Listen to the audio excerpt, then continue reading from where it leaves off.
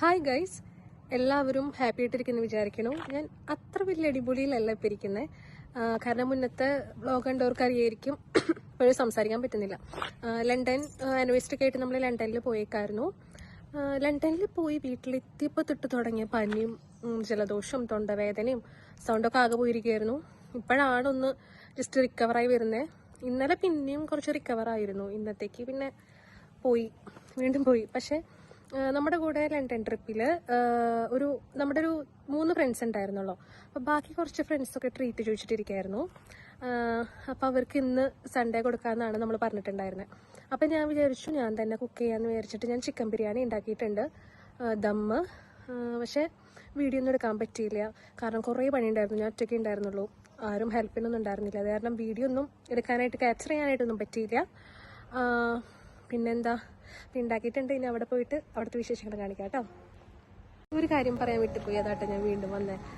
ഈ ഡ്രസ്സ് എനിക്ക് ആനിവേഴ്സറി ആയിട്ട് എനിക്ക് ഫ്രണ്ട്സ് ലണ്ടനിൽ പോയപ്പോൾ ഗിഫ്റ്റ് ചെയ്തതാട്ടോ. ഫുള്ള് എനിക്ക് എടുക്കാൻ പറ്റണില്ല, ആരും വീഡിയോ എടുത്തു തരാനില്ല. ഞാൻ ഇവിടെ പുറത്ത് ഷിബിൻ ചേട്ടൻ ഡ്യൂട്ടി കഴിഞ്ഞ് വെറുതെ വെയിറ്റ് ചെയ്ത് നിൽക്കുക. വന്നിട്ട് വേണം നമുക്ക് ഒരുമിച്ച് പോകാനായിട്ട് അവരെ വീട്ടിലേക്ക്. നമ്മുടെ വീട്ടിലേക്കല്ല വരുന്നത്, ഒരു 10-15 പേരുണ്ടാവും. അപ്പോൾ നമ്മൾ അവരെ വീട്ടിലേക്കാണ് പോകുന്നത്. എല്ലാവരും കൂട്ടിയിട്ട് ഇന്ന് അവിടെ നൈറ്റ് കൂടാമെന്ന് വിചാരിച്ചു. ഞാൻ ഇൻട്രോ ഒക്കെ എടുത്തിട്ട് വീടിൻ്റെ ഉള്ളിലേക്ക് വന്നിട്ട് ഒരു 2 മണിക്കൂറായി ഞാൻ വെയിറ്റ് ചെയ്ത് നിൽക്കണേ. ശിവഞ്ഞാട്ട് ഒരു 7:30-8 മണിക്കാകുമ്പോഴേക്ക് എത്തിയിരുന്നു. പക്ഷേ ഇത്ര നേരമായിട്ട് റെഡി ആയിട്ടില്ല.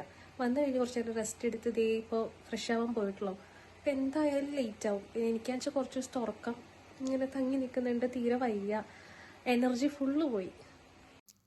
കല്യാണത്തിന് മുന്നേ കുഴിമടിച്ചായിരുന്നു. ഞാൻ കല്യാണത്തിന് ശേഷം ഏറ്റവും കൂടുതൽ ഇഷ്ടപ്പെട്ട് ചെയ്യുന്ന ഒരു കാര്യമായിട്ടോ കുക്കിങ്. വേറെ ഒന്നുമല്ല, എനിക്ക് ഷിബിൻ ചേട്ടനും ഹോംലി ഫുഡ് നല്ല ടേസ്റ്റിൽ കഴിക്കാനായിട്ട് ഭയങ്കര ഇഷ്ടമാണ്. അപ്പോൾ എൻ്റെ ലൈഫിൽ ആദ്യമായിട്ടാട്ടോ ഞാൻ ഇത്രയധികം പേർക്ക് ഫുഡ് ഉണ്ടാക്കുന്നത്, ഒരു 10-15 പേർക്ക്. അങ്ങനെ ബിരിയാണിയുടെ കൂടെ പിന്നെ നമ്മളൊരു പുതിനയില ചമ്മന്തിയും കൂടി ഉണ്ടാക്കിയിട്ടുണ്ടായിരുന്നു. തൃശ്ശൂർ അങ്ങനെ ഈ ചമ്മന്തി അങ്ങോട്ട് കഴിച്ച് കണ്ടിട്ടില്ല. പക്ഷേ പാലക്കാട്, എൻ്റെ അമ്മയുടെ വീട് പാലക്കാടാണ്. അവിടെ അമ്മായിയൊക്കെ ഉണ്ടാക്കുമായിരുന്നു ബിരിയാണി വെക്കുമ്പോൾ. അമ്മായിയുടെ അടുത്തുനിന്ന് ചോദിച്ചെടുത്ത റെസിപ്പി ആയിട്ടത്. പിന്നെ കൂടെ സാലഡ് ഉണ്ടാക്കിയിട്ടുണ്ടായിരുന്നു. ഫ്രൂട്ട്സൊക്കെ ഇട്ടിട്ടുള്ളൊരു സാലഡാണ് കേട്ടോ ഇത്. എന്തായാലും ഇനി ഷിബിൻ ചേട്ടൻ ബാത്റൂമിൽ നിന്ന് ഇറങ്ങാനായിട്ട് മാക്സിമം ഒരു അരമണിക്കൂർ മിനിമം എന്തായാലും എടുക്കും. അപ്പോൾ അതുവരെ നമുക്ക് കുറച്ച് വിശേഷങ്ങളൊക്കെ പറയാം. UK വന്നിട്ട് ഞാനിപ്പോൾ ചെയ്യണ കോഴ്സ് റിസർച്ച് ആയതുകൊണ്ട് എനിക്കിങ്ങനെ സ്റ്റുഡൻസ് ഇല്ല. ഞങ്ങൾക്ക് ക്ലാസ്സോ കാര്യങ്ങളായിട്ടല്ല, ഞാൻ സൂപ്പർവൈസർ മാത്രമുള്ളൂ. അത് കാരണം ഫ്രണ്ട് സർക്കിൾ കുറവായിരുന്നു. വളരെ കുറവെന്ന് പറഞ്ഞാൽ ആരും ഉണ്ടായിരുന്നില്ല. റിസർച്ചിലുള്ള വേറെ 1-2 പേരായിട്ടുള്ള പരിചയം അത്ര തന്നെയുള്ളൂ. മലയാളികളൊക്കെ കണ്ട് ഇപ്പോഴാണ് ഞാൻ കമ്പനി അവിടെ. ഞാൻ ആദ്യമൊക്കെ എൻ്റെ ഒരു ക്യാരക്ടർ എന്ന് വെച്ച് കഴിഞ്ഞാൽ എല്ലാവരുടെ അടുത്ത് അങ്ങോട്ട് പോയി മിണ്ടും, അങ്ങോട്ട് പോയി ഭയങ്കരമായി സംസാരിച്ച് കുറേ ഫ്രണ്ട്ഷിപ്സൊക്കെ ഉണ്ടായിരുന്നു. പക്ഷേ ഇപ്പം എനിക്ക് ഒരു 25 ഒക്കെ എത്തി നിൽക്കുമ്പോൾ, ഏജ് നമ്മുടെ 25 ഒക്കെ എത്തി നിൽക്കുമ്പോൾ ആരായിട്ട് അങ്ങനെ കോണ്ടാക്റ്റ് ഇല്ല. അത് വേണമെന്ന് വെച്ച് ഒരാളെ കോണ്ടാക്ട് ചെയ്യാൻ തോന്നുന്നില്ല. എന്നാൽ നമ്മുടെ കൂടെയുള്ളൊരു ഭയങ്കര ഹാർട്ട്ലി ഭയങ്കര ക്ലോസ് ആയിട്ടുള്ള ആൾക്കാരാണ് കേട്ടോ. അങ്ങനത്തെ ഒരു സിറ്റുവേഷനാണ് ഇപ്പോൾ. നിങ്ങൾ എങ്ങനെ തന്നെയാണോ? ഇത് ഏജിൻ്റെ ഇതിൽ മാറുന്നതാണോ എന്ന് ഞാൻ അങ്ങനെ ചിന്തിക്കുമായിരുന്നു. നിങ്ങൾ എങ്ങനെയാണെന്നുണ്ടെങ്കിൽ കമൻറ്റിൽ പറയണേ. അങ്ങനെ ഇപ്പോൾ ഈ അടുത്താണ് ഞാൻ ഷിബിൻ ചേട്ടൻ അങ്ങനെ ഫ്രണ്ട്സിൻ്റെ കൂടെയൊക്കെ പോകുമായിരുന്നു, വഴിയിൽ കണ്ട് പിരിച്ചപ്പെട്ടവരൊക്കെ ആയിട്ടൊക്കെ. പക്ഷേ ഞാനങ്ങനെ ഫ്രണ്ട് സർക്കിളിലേക്ക് പെടാൻ കുറച്ച് ടൈം എടുക്കും. ആദ്യമൊക്കെ ഭയങ്കര എക്സ്ട്രോവേർട്ടായിരുന്നു ഞാൻ. പെട്ടെന്നൊരു ഇൻട്രോവേർട്ടായിട്ടുള്ളൊരു ടൈപ്പിലേക്ക് മാറി. അതെനിക്ക് തോന്നുന്നു, ഞാൻ ചോദിക്കുമ്പോൾ എൻ്റെ ഏജിലുള്ള എല്ലാവരും ഇപ്പം ഇങ്ങനെ തന്നെ കേട്ടോ. അതുകൊണ്ട് എനിക്ക് തോന്നുന്നു ഏജ് വരുന്തോറും മെച്യൂരിറ്റി ആവുന്നുള്ളത് തോന്നുന്നു. പിന്നെ ഭയങ്കര എക്സൈറ്റിംഗ് ആയിട്ടുള്ളൊരു കാര്യമായിരുന്നു കേട്ടോ. ഭയങ്കര ഹാപ്പിനെസ് തോന്നി കേട്ടപ്പോൾ. അതേസമയം വിഷമം തോന്നി, കാരണം നമ്മൾ അവിടെ ഇല്ലല്ലോ എന്നുള്ളത്. കാരണം നമ്മുടെ മെസ്സി ഹോൾ അർജന്റീന ടീം കേരളത്തിലേക്ക് വരിക എന്നുള്ളത് അറിഞ്ഞു. നമ്മളാണെന്നുണ്ടെങ്കിൽ ഈ വർഷം വെറുതെ സർപ്രൈസ് ആയിട്ട് വന്ന് പോയി. അതുകൊണ്ട് ഇനിയിപ്പോൾ എന്തായാലും ഈ വർഷം വരല നടക്കില്ല.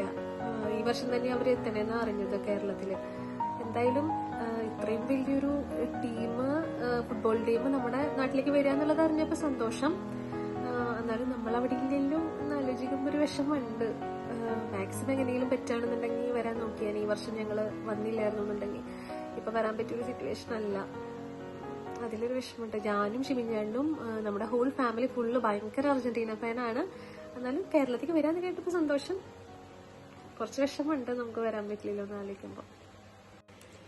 ഞാൻ ഇന്ന് ബിരിയാണി വെക്കാന്ന് പറഞ്ഞപ്പോൾ ബിരിയാണിയുടെ ഫുള്ളായിട്ടുള്ളൊരു വ്ളോഗ് ബിരിയാണി വ്ളോഗ് ആക്കാന്ന് വിചാരിച്ചാ കേട്ടോ.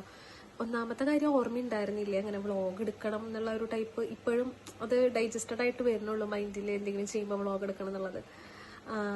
പിന്നെ കുക്കിങ്ങിലേ എല്ലാം സഡൻ ആയിട്ട് ചെയ്യുന്നതുകൊണ്ട് പിന്നെ മറക്കും, വ്ളോഗ് എടുക്കണ കാര്യം മറക്കും. അതാണ്. പിന്നെ ഇന്ന് എനിക്ക് തീരെ എനർജി ഉണ്ടായിരുന്നില്ല, തീരെ വയ്യാത്തതുകൊണ്ട് എനർജി ഉണ്ടായിരുന്നില്ല.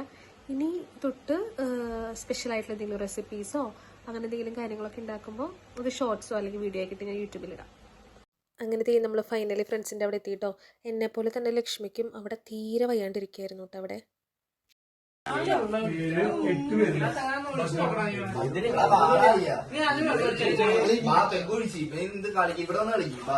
ബിരിയാണി വെച്ചിട്ടുണ്ട്, ഞാൻ ബിരിയാണി വെച്ചിട്ടുണ്ട്.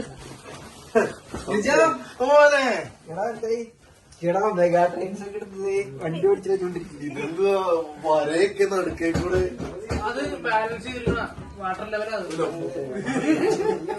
ഒരു ഷെഫ് മാത്രമേ ഉള്ളാക്കിയിട്ടില്ല. എങ്ങനെയുണ്ട്?